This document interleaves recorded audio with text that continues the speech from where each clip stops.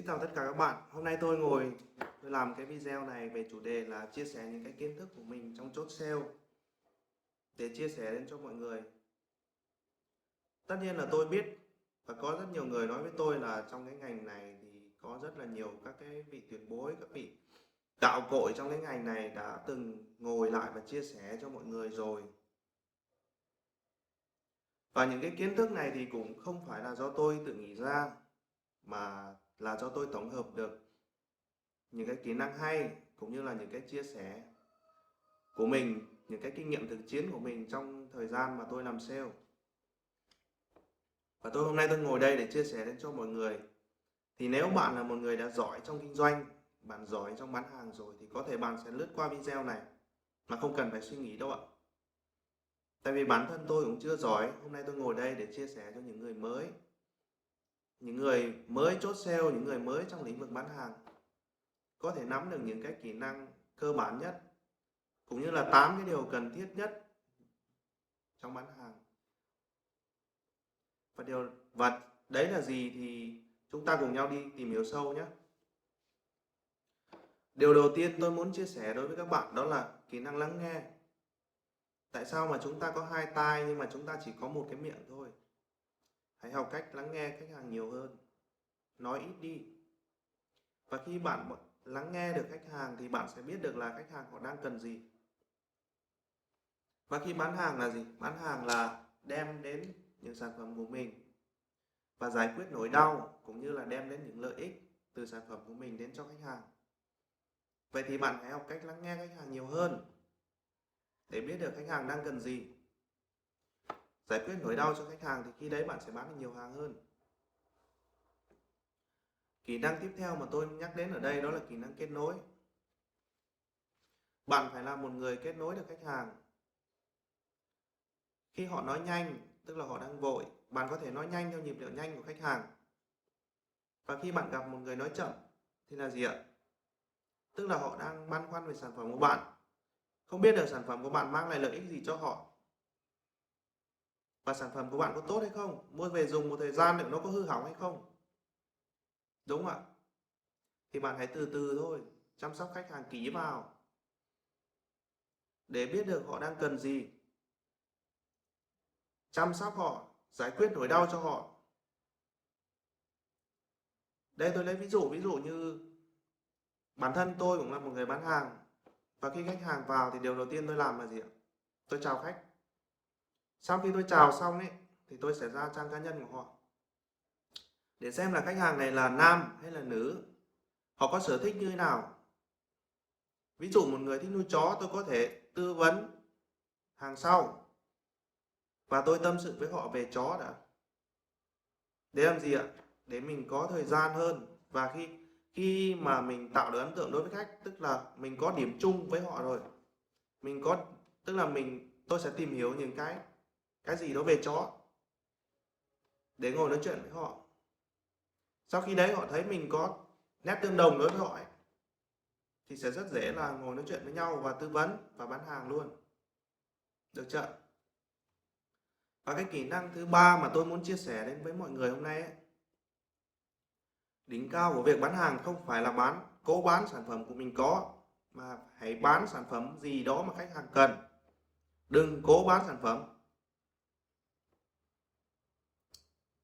Đỉnh cao của việc bán hàng ở đây ấy, là làm sao để cho khách hàng họ hiểu được những lợi ích mà sản phẩm của bạn mang lại cho khách hàng, để họ tự tìm đến bạn và mua sản phẩm của bạn.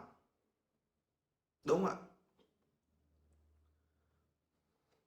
Điều thứ tư, bán hàng bạn phải thật sự có đam mê. Bạn phải đam mê đã. Bạn phải thích sản phẩm của bạn thì bạn mới có thể tư vấn, chăm sóc khách một cách tốt nhất về sản phẩm của bạn để cho họ mua hàng. Bản thân tôi cũng là một người bán hàng. Và tôi bán gì ạ? Tôi bán thời trang, tôi bán quần áo, tôi bán quần áo nam công sở. Tôi rất hay tự bỏ tiền túi của mình ra để mua các cái sản phẩm của bên công ty mình. Và khi tôi tư vấn cho khách ấy, tôi sẽ bảo là sản phẩm này em dùng rất là tốt và chính bản thân em cũng đang dùng rồi. Thậm chí có khi sản phẩm của bên công ty em dùng làm đồng phục và đã mặc hàng năm nay rồi, chưa có một vấn đề gì xảy ra cả, thì khách hàng họ sẽ tin tưởng được bạn.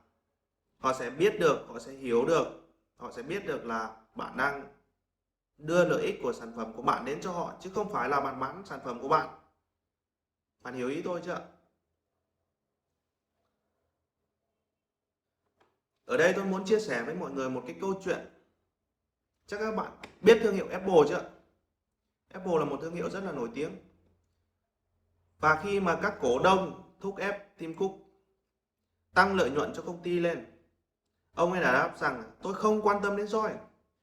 Tôi biết tất cả chúng ta ngồi ở đây cùng nhau là vì chúng ta có chung niềm đam mê và tin rằng sản phẩm của mình là tốt nhất. Và khi các bạn thật sự đam mê sản phẩm của mình, các bạn thật sự thích sản phẩm của mình, thì các bạn mới bán được hàng.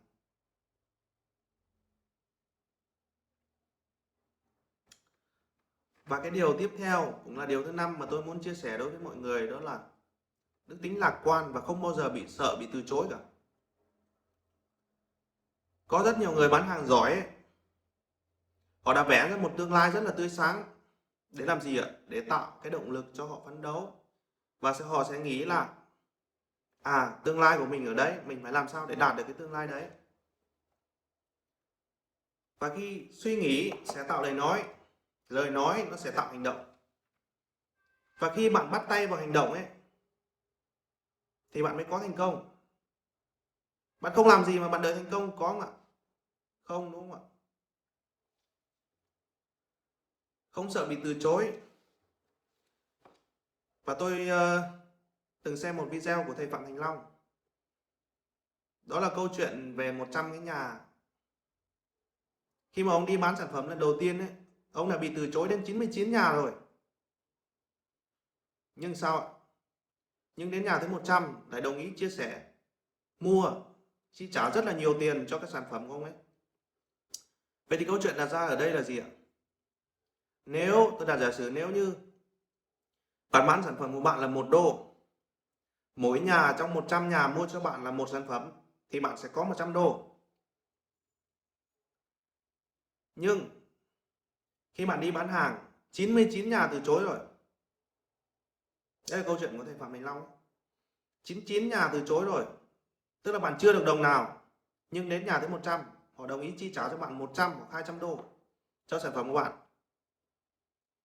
Thậm chí khi bạn tư vấn tốt, họ có thể tiếp thêm tiền cho bạn nữa. Đấy thì câu chuyện đặt ra là gì? Là khi bạn bán, nếu mà bạn bán 100 nhà, mỗi nhà $1 là được $100.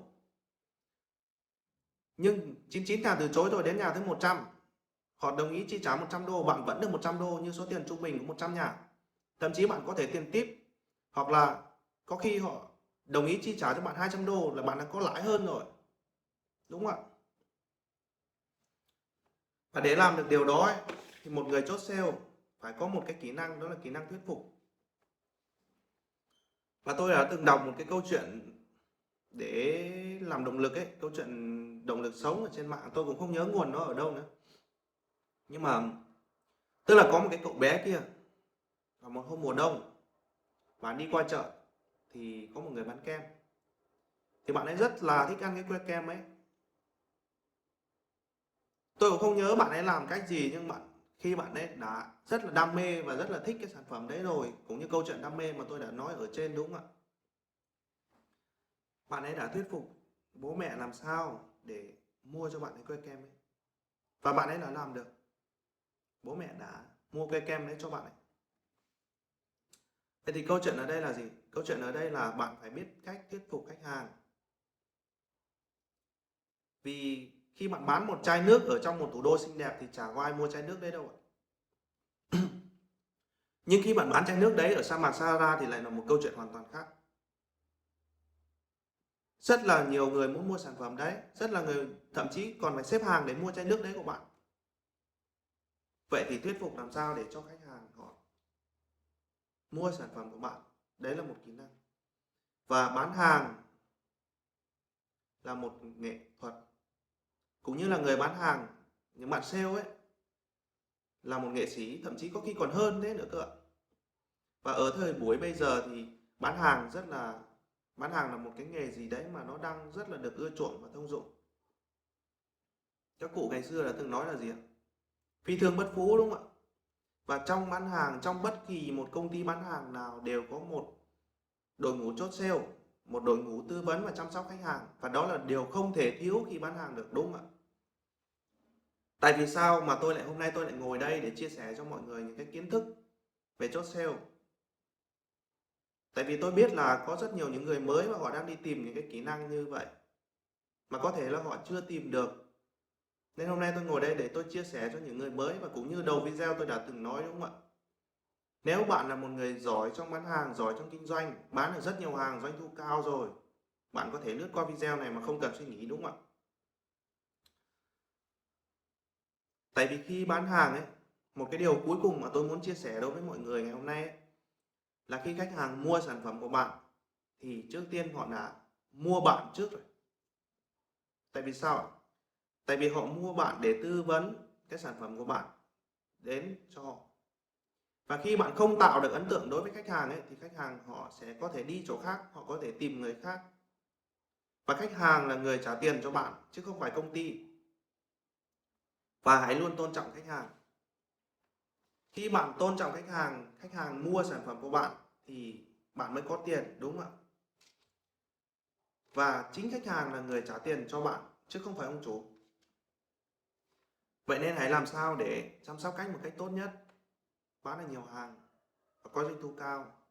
Đó là điều tôi luôn mong muốn ở các bạn.